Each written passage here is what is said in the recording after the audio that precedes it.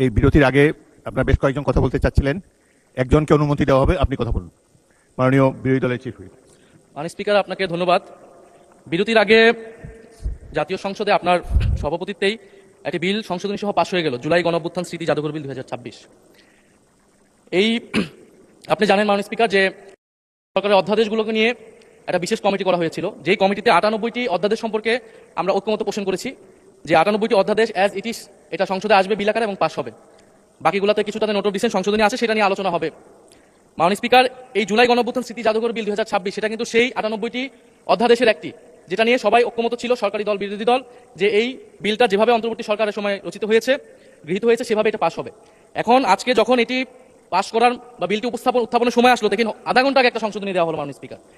এখানে সংশোধনী যে কেউ দিতে পারে মাননীয় স্পিকার, যে 98টাতে ঐক্যমত আমরাও করেছি, সেই 98টার প্রত্যেকটাতে আমরা আপত্তি এবং সংশোধনী দিতে পারতাম, কিন্তু এটা আমাদের মধ্যে একটা কনসেনসাস হয়েছিল যে এই বিলগুলো নিয়ে আমরা কোনো প্রশ্ন তুলব না। এই কারণে কিন্তু মাননীয় স্পিকার সেই সব প্রত্যেকটা বিলে কিন্তু আমরা হ্যাঁ বলেছি, আমরা ঐক্যমত দিয়েছি।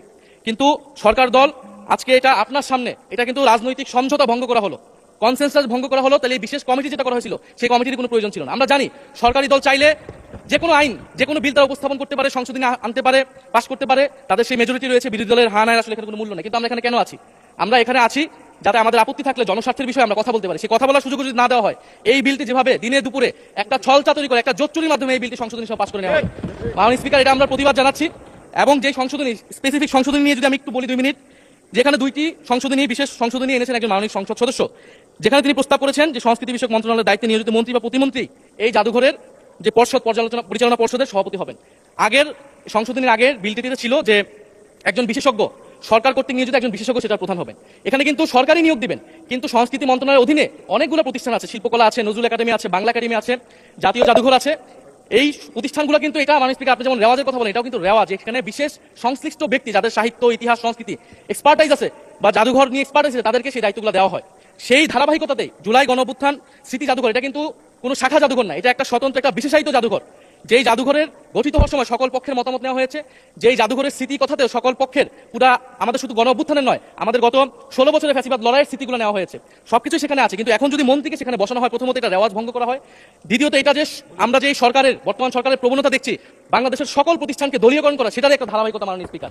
আমরা দেখেছি বাংলাদেশ ব্যাংক দখল হয়ে ব্যাংককে দলীয়করণ করা হয়েছে, স্থানীয় সরকার প্রতিষ্ঠানগুলোকে দলীয়করণ করা হচ্ছে, এমনকি ক্রিকেট বোর্ড, সেখানেও মাননীয় স্পিকার দলীয়করণ, পরিবারকরণ সবকিছু করা হয়ে গেছে। আমাদের মাননীয় মন্ত্রীদের সন্তানরা সেই ক্রিকেট বোর্ডের সদস্য হয়ে গেছে। এখন আমাদের জুলাই গণঅভ্যুত্থান জাদুঘর, সেইখানে মাননীয় মন্ত্রীকে কেন সভাপতি হতে হবে? সেটা তো মন্ত্রণালয়ের অধীনে একটি প্রতিষ্ঠান।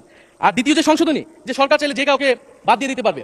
এখন জুলাই গণঅভ্যুত্থান আমরা সকলে এক বাক্যে স্বীকার করি, এটা সকল পক্ষের, ফ্যাসিবাদ বিরোধী সকল পক্ষের একটা অংশীদারিত্ব সেখানে আছে। এই জাদুঘর পরিচালনা করার ক্ষেত্রে, যে কোনো গুরুত্বপূর্ণ সিদ্ধান্তের ক্ষেত্রে এই জিনিসটা মানা উচিত, সকলের সেই কনসেনসাস থাকা উচিত। এখন সরকার সম্পূর্ণভাবে এটার নিয়ন্ত্রণে নেওয়ার চেষ্টা করা হচ্ছে, নিয়ে যাচ্ছে এই বিল পাসের মাধ্যমে। ফলে আমি আপনার কাছে এটার অনুরোধ জানাবো, আহ্বান জানাবো সরকারের প্রতি, যে সংশোধনী বাদ দিয়ে এটা এখনই যেইভাবেই এটা বিল ছিল, যে ঐক্যমত হয়েছিল বিশেষ কমিটিতে, সেই অনুযায়ী যাতে এই বিলটি আবার পাস করার ব্যবস্থা করা হয়, বা সেই অনুযায়ী আইন অনুযায়ী ব্যবস্থা গ্রহণ করা হয় মাননীয় স্পিকার। আর না হলে আমাদের এখানে থাকার কোনো দরকার নেই। সরকারের নজিরবিহীন যেভাবে দলীয়করণ চলতেছেন প্রতিষ্ঠানগুলোকে, আমাদের দেশে প্রতিষ্ঠানগুলো এই কারণেই দাঁড়ায় না, কারণ সরকার, তার দল, তার গুন্ডা বাহিনী, রাজনীতি সবকিছুকে তার নিয়ন্ত্রণে কেন থাকতে হবে? মাননীয় স্পিকার, আপনাকে ধন্যবাদ। ধন্যবাদ মাননীয় চিফ হুইপ।